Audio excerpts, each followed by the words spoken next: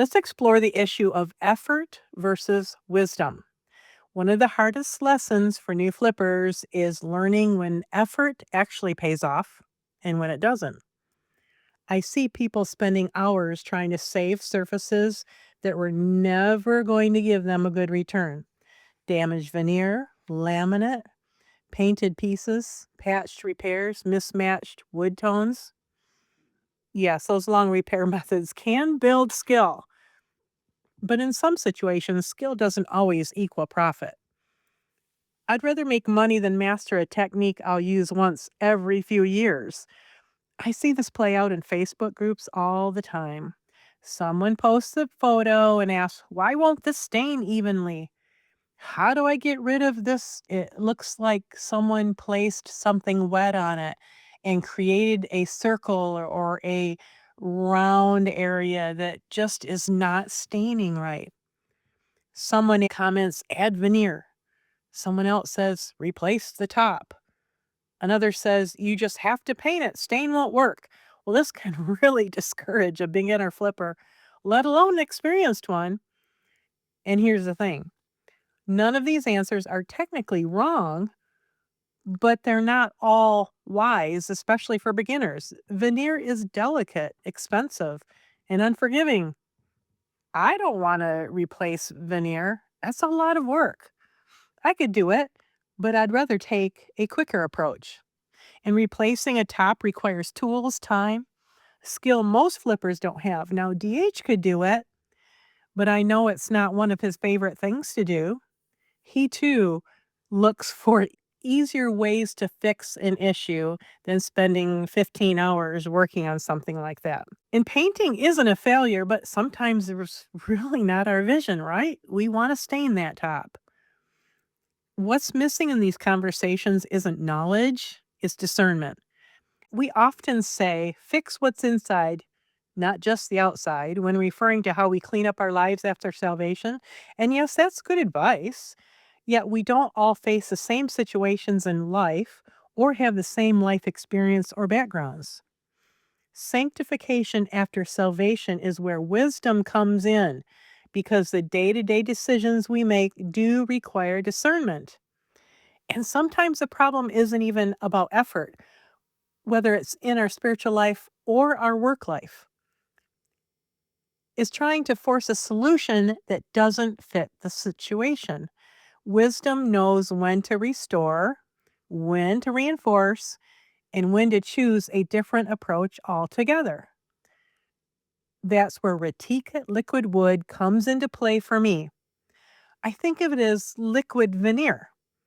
It's about 60% real wood fibers. It goes on like paint, and once cured, it's very durable. It allows me to create a wood surface where a wood surface simply doesn't exist, or when the original surface can't reasonably be restored. I've used it on laminate, on heavily repaired areas, on previously painted pieces, and even on glass and plastic decor where the situation called for it. And more than once, people have been genuinely shocked when I tell them I used liquid wood. Another situation where this product really shines is when a piece has been painted and that paint has seeped into the grain. If you've ever tried to strip or sand that out, you know, sometimes it's not coming out cleanly no matter how hard you try. At that point, you're not restoring wood, you're fighting it. Liquid wood gives you a way forward without endless sanding, aggressive stripping, or unrealistic expectations. The frustration is real. Again, not the easy route, the appropriate one. This isn't magic, though it truly feels like it sometimes. It's not cheap, and there is a learning curve. That's exactly why I don't recommend it casually and why I don't use it on every project. But when I need it, it saves me time, frustration, costly repairs, asking DH to do something he really doesn't want to do, since he happens to be the one that does all that kind of stuff in our business. And that makes it worth both the effort and the expense to use liquid wood.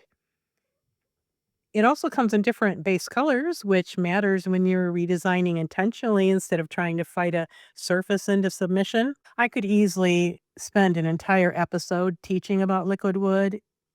Yeah, I'm not going to do that here. What I want you to understand is when this tool belongs in your toolbox, not how to turn this podcast into a guessing game that costs you a project. So here's tip number one for you. One important thing to know is that liquid wood is very thin. So traditional penetrating stains are not appropriate in this use.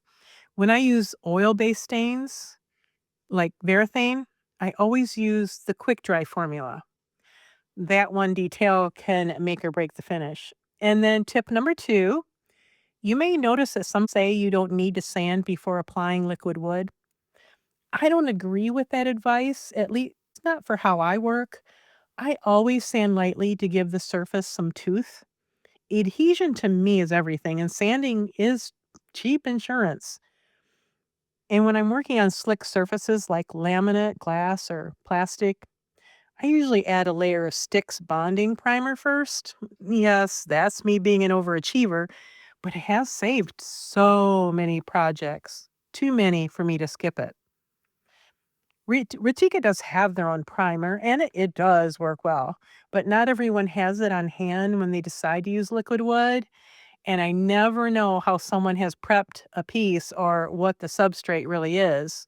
So this is my safety net, especially when liquid wood is being used on non-wood surfaces.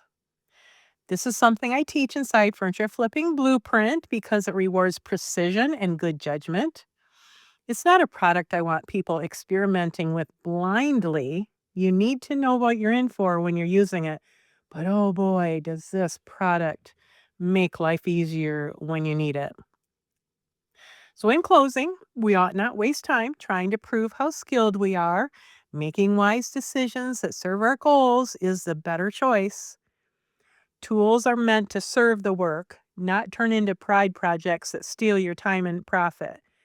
So don't be discouraged when someone is giving you advice that looks like it's either going to cost you tons of money, tons of time, or lead you into trying to develop a skill that you're not going to use very often. Wisdom. That's where we need to land. Liquid wood is one of those tools that, when used well, lets you move forward instead of getting stuck trying to fix what can't realistically be fixed. And that matters, especially if you're doing this to build income and not just collect techniques. I have a verse for you. Wisdom is the principal thing. Therefore, get wisdom, and with all thy getting, get understanding. Proverbs 4:7. I'm Valfrania and signing off. And I hope God blesses you this week with a beautiful project that sells for top dollar. Enjoy your week.